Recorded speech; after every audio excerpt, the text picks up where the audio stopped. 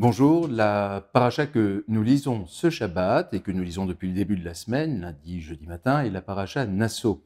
Alors la paracha Nasso est une paracha qui est difficile. J'en parle d'autant plus facilement que elle fut la paracha de ma bar mitzvah et que pour un jeune bar mitzvah ou une jeune bat mitzvah, devoir parler de sujets aussi complexes que la femme adultère ou le naziréat, c'est-à-dire celui qui fait des vœux qui l'écartent du reste de la communauté pour être dans un état qui se veut être un état de sainteté ou réparer des fautes qu'il a pu commettre, est une chose qui n'est pas évidente quand on a 12 ou que l'on a 13 ans, et quand on est adulte, ça n'est pas d'autant plus, mais il se trouve qu'au cœur de notre paracha Nasso se trouve une pépite que vous connaissez parfaitement, et pour beaucoup d'entre vous par cœur, qui est la Birkat Kohanim, c'est-à-dire la bénédiction sacerdotale. On la traduit souvent ainsi, la bénédiction des prêtres.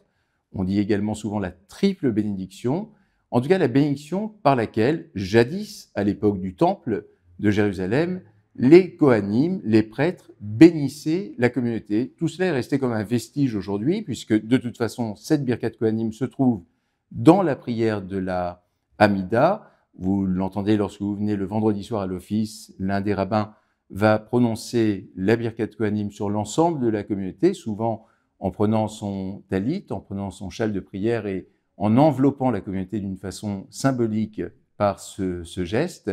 Alors, essayons de comprendre un tout petit peu cette triple bénédiction qui, en réalité, en comporte 6.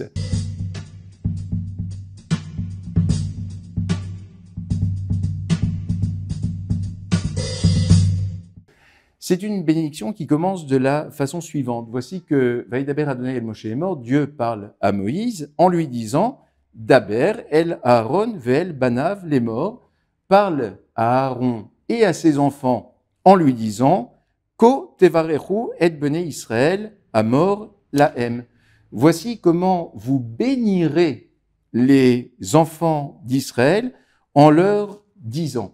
Alors c'est tout à fait intéressant parce que pour introduire cette bénédiction, cette formule-là a toute son importance, elle est doublement importante. Le premier niveau de compréhension est le suivant, c'est de voir qu'il y a une transmission. Au fond, Dieu parle à Moïse et demande à Moïse de parler à Aaron et que Aaron parle à ses enfants. Et l'on aurait pu se demander pourquoi Dieu n'a pas parlé directement à Aaron, pourquoi passer par Moïse.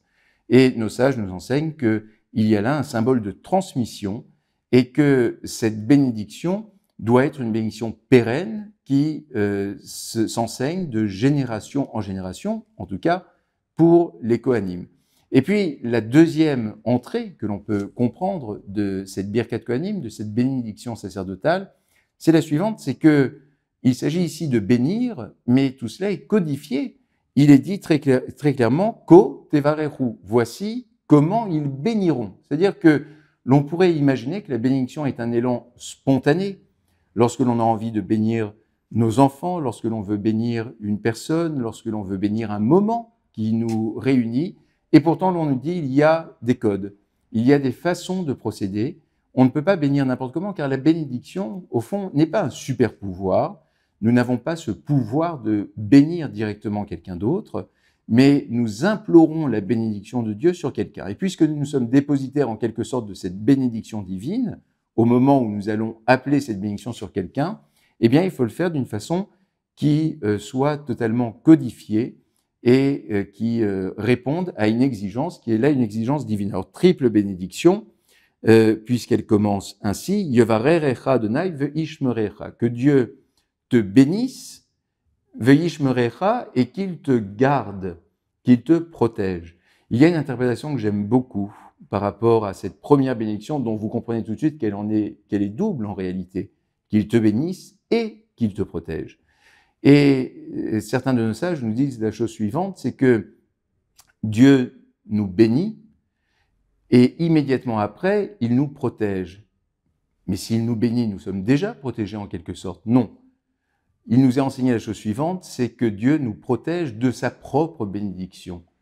C'est-à-dire que le fait que nous soyons bénis ne nous donne pas une forme de confiance excessive ou de super pouvoir ou que sais-je encore, qu'il nous bénisse de cette bénédiction, qu'il nous protège plutôt, qu'il nous protège de cette bénédiction et que nous ne soyons pas dans un monde qui serait différent de ceux qui n'ont pas reçu cette bénédiction en nous croyant beaucoup plus puissants qu'ils ne peuvent l'être, que nous ne pouvons l'être. Et puis, après, il y a Er Adonai Panavelecha Vechuneka. Voilà une forme d'anthropomorphisme, que Dieu fasse rayonner sa face et qu'il t'apporte la grâce. Vous voyez encore qu'il y a deux bénédictions. Là aussi, on s'interroge, comment Dieu peut-il parler de sa face et d'une face rayonnante vis-à-vis de nous? Est-ce que la face divine, la face de Dieu existe? Non.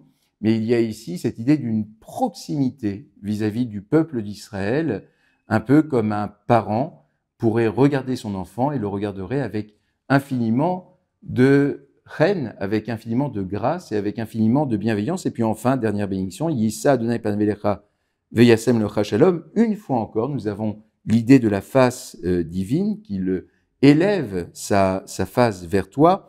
Et le mot le plus important probablement qui vient clore cette triple bénédiction, Veyasem Lecha Shalom, et qu'il pose sur toi, qu'il te donne le shalom, la paix. Le mot shalom est une merveille.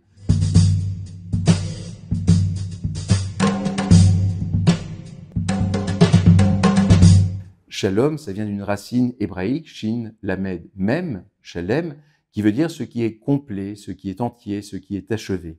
Et finalement, par cette triple bénédiction, lorsque nous l'entendons, lorsque nous en imprégnons et lorsque nous avons le privilège, la chance de pouvoir la prononcer, lorsque nous la disons avec infiniment de kavana, avec beaucoup de profondeur, alors à ce moment-là, au terme de cette triple bénédiction, Dieu nous apporte la paix, c'est-à-dire ce qui est complet, ce qui est achevé, et donne un sens complet à ces 3, voire à ces 6 bénédictions. Et c'est pour ce shalom que nous prions les uns et les autres, que ce soit pour nous, que ce soit pour ceux qui nous sont proches, et d'une façon générale pour l'humanité tout entière. Shabbat shalom.